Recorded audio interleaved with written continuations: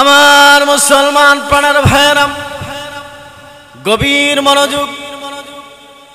আল্লাহর নবী মুসা আলাইহিস সালাতু ওয়াস সালাম বলেন, আল্লাহ, আমার মনে চায় আল্লাহ তাআলা এই জামানার মধ্যেই কোন লোকটা জাহান্নামী, এই জাহান্নামী লোকটাকে আমি দেখব।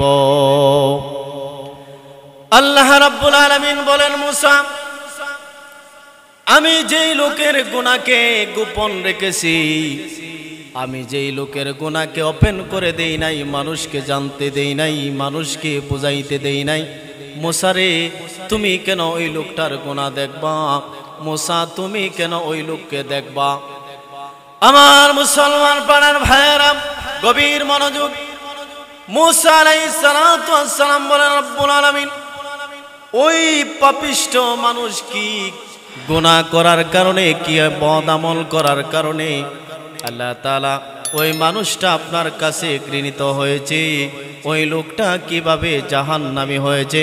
আল্লাহ তাআলা ওই বদ আমলগুলো যদি আমি জানতে পারি, ওই বদ আমলগুলো থেকে আমি পরহেজ করে চলব, ওই লোক ওই গুনাহগুলো থেকে আমি বিরত থাকব।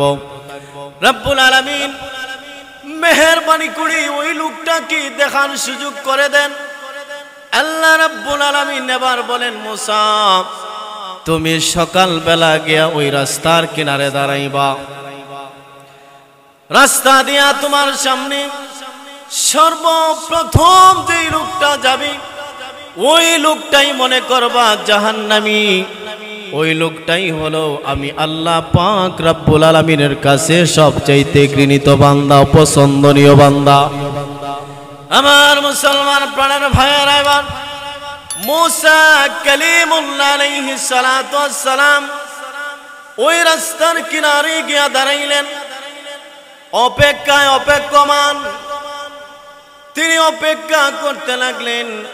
হঠাৎ করে তাকায়া দেখেন আল্লাহর একজন বান্দা মুসা আলাইহিস সালাতু ওয়াস সালামের সামনে দিকে যায়। মুসা আলাইহিস সালাতু ওয়াস সালামের বুঝতে বাকি নাই, এই লোকটাই হলো জাহান্নামী লোক, এই লোকটাই হলো আল্লাহ পাকের ঘৃণিত বান্দা, এই লোকটাই হলো আমার আল্লাহ রাব্বুল আলামিনের কাছে অপছন্দনীয় বান্দা। আমার প্রাণের ভাইয়েরা, মুসা আলাইহিস সালাতু ওয়াস সালাম বলেন, রব্বুল আলামিন, জাহান্নামী মানুষকে দেখলাম, আপনার অপছন্দনীয় বান্দাকে দেখলাম, আপনার ঘৃণিত বান্দাকে দেখলাম। রব্বুল আলামিন, এবার আমার আরেকটা দরখাস্ত হলো, আল্লাহ গো, আমি আপনার সব চাইতে প্রিয় বান্দাকে দেখতে চাই, আপনার সব চাইতে পছন্দনীয় বান্দাকে দেখতে চাই। রব্বুল আলামিন, আপনার সব চাইতে প্রিয় কোন মানুষটা আমি তাকে দেখতে চাই। আল্লাহ রাব্বুল আলামিন মুসা আলাইহিস সালাতু ওয়াস সালামকে বলেন, মুসারি, বিকাল বেলা তুমি এই রাস্তার কিনারে আইসা দাঁড়াইবা। সকাল বেলা যেই জায়গার মধ্যে দাঁড়িয়েছিলাম, বিকাল বেলা তুমি ওই রাস্তার কাছে এসে দাঁড়াইবা। মুসা, সকাল বেলার ন্যায় সর্বপ্রথম যেই লোকটা তোমার সামনে দিয়ে হেঁটে যাবি, ওই লোকটাই হলো আমি আল্লাহর কাছে সবচাইতে প্রিয় বান্দা, ওই লোকটাই হলো আমি আল্লাহ পাকের কাছে পছন্দনীয় বান্দা, ওই লোকটাই হলো জান্নাতি বান্দা। সুবহানাল্লাহ। আমার মুসলমান প্রাণের ভাইয়েরা, এবার মুসা আলাইহিস সালাতু ওয়াস সালাম বিকাল বেলা ওই পূর্বের জায়গায় গিয়া দাঁড়াইলেন। অপেক্ষায় অপেক্ষমান তিনি অপেক্ষা করতে লাগলেন, কোন মানুষটা আল্লাহর প্রিয় বান্দা দেখব।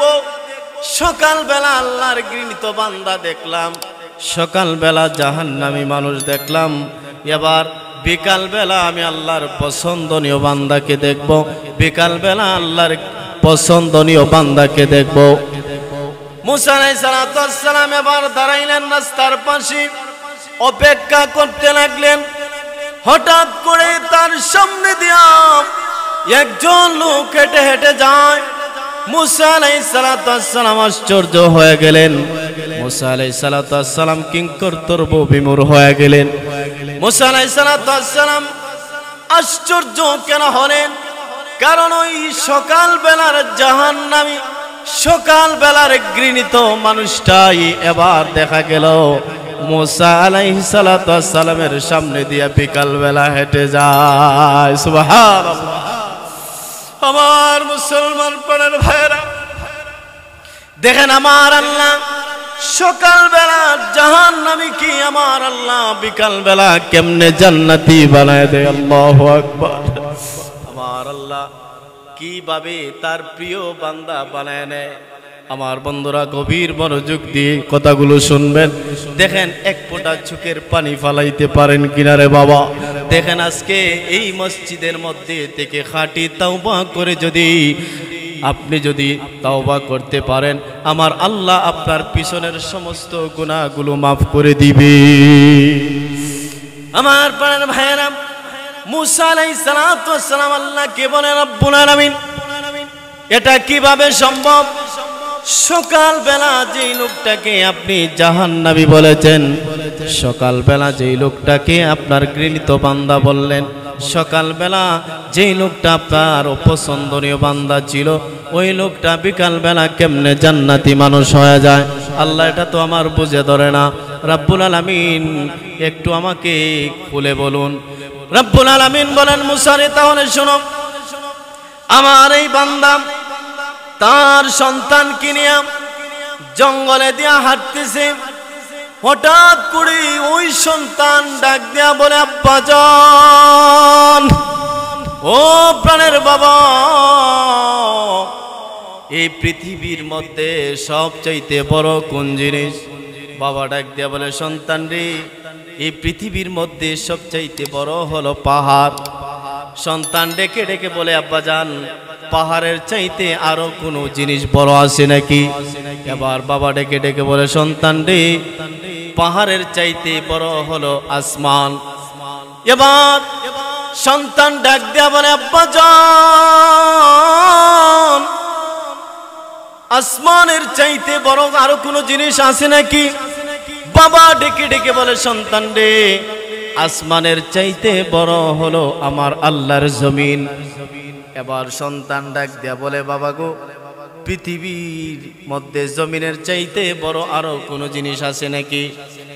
বাবা ডাক দেয়া বলে, প্রাণের সন্তান শোনো, পাহাড়ের চাইতে আসমান বড়, আসমানের চাইতে জমিন বড়, আর এই জমিন থেকে তোমার বাবার গুনাহ বড়। বাবারে, এরে আমার কলিজার টুকরা সন্তান শোনো, তোমার বাবার নাফরমানির কারণে তোমার বাবার গুনাহ এই আসমান জমিন পাহাড় থেকে অনেক বেশি রে বাবা। এইভাবে যখন আল্লাহর বান্দা বর্ণনা দিতে লাগলেন আর চোখের পানি ছাড়তে লাগলেন, আল্লাহ বলেন, মুসা, আল্লাহর গোলাম, এবার সন্তান ডাক দেয়া বলে, আব্বাজান, আপনার গুনার চাইতে বড় আরো কোনো জিনিস আছে নাকি গো বাবা? এবার আব্বা ডাক দেয়া বলে, সন্তান রে, হ্যাঁ বাবা, আমার গুনার চাইতে আরো বড় একটা জিনিস আছে। সন্তান ডাক দেয়া বলে, আব্বাজান, সেটা কি আমি শুনতে চাই। এবার বাবা ডেকে ডেকে বলে, রে প্রাণের সন্তান শোনো, তোমার বাবার গুনাহ থেকে বড় হলো আমি আমার আল্লাহ পাক রব্বুল আলামিনের ক্ষমা। সুবহানাল্লাহ। এই আল্লাহর বান্দার গুনাহ থেকে, এ আমার সন্তান, প্রাণের সন্তান শোনো, তোমার বাবার গুনাহ থেকে আমার আল্লাহর দয়া মায়া ক্ষমা অনেক বেশি। সুবহানাল্লাহ, অনেক বড়। এইভাবে যখন আল্লাহর গোলাম বর্ণনা দিতে লাগলেন আর চোখ থেকে পানি পড়তেছে। আমার মুসলমান প্রাণের ভাইয়েরা গভীর মনোযোগ। আল্লাহর বান্দা এইভাবে সন্তানকে বলে আর চোখ থেকে পানিগুলো সারি, চোখ থেকে টপ টপ টপ টপ করে পানি পড়তেছে। গাল বেবে দাড়ি বেবে দাড়িগুলো ভিজতেছে, পাঞ্জাবি ভিজতেছে, আর কান্না করে বলে, সন্তান, আমার গুনাহ অনেক বড়, কিন্তু আমার আল্লাহর রহমত, আমার আল্লাহর ক্ষমা এর চাইতে বেশি বড়। সুবহানাল্লাহ। আমার আল্লাহ বলেন, মুসা, এইভাবে যখন আমার গোলাম তার সন্তানকে পরিচয় দিল, তার গুনাহকে সে বড় মনে করলো, আমি আল্লাহর দয়া মায়াকে বেশি বড় মনে করলো। এইভাবে যখন খাঁটিভাবে সে তওবা করলো, আমি আল্লাহ রাব্বুল আলামিন তার সমস্ত গুনাহকে মাফ করে দিয়েছি। সকালবেলার জাহান্নামীকে আমি আল্লাহ, সকালবেলার আমার অপছন্দনীয় বান্দাকে আমি আল্লাহ ক্ষমা করে দিয়া বিকালবেলা তাকে আমি আল্লাহর রহমতের কোলে উঠায়া তার জিন্দেগির সব গুনাহ মাফ করে দিয়া আমি রাব্বুল আলামিন তাকে বিকালবেলা জান্নাতি বানায়া দিলাম। সুবহানাল্লাহ। আমার পাড়ার ভাইরা, তাহলে এই হাদিস থেকে আর কোরআনে কারীমের আয়াত থেকে বোঝা যায়, আল্লাহর কোন বান্দা যদি খাঁটিভাবে ইখলাসের সাথে তওবায়ে নাসুহা করতে পারে, আল্লাহ রাব্বুল আলামিন তার পিছনের সব গুনাহকে আমার আল্লাহ মুহূর্তের মধ্যে ক্ষমা করে দেন। সকালবেলার জাহান্নামীকে আমার আল্লাহ বিকালবেলা জান্নাতি বানায় দেন। আমার মুসলমান ভাইরা, আমি আল্লাহ রাব্বুল আলামিন আমাদেরকেও ইখলাসের সাথে তওবা করে আল্লাহর প্রিয় বান্দা হওয়ার তৌফিক দান করুন। বলেন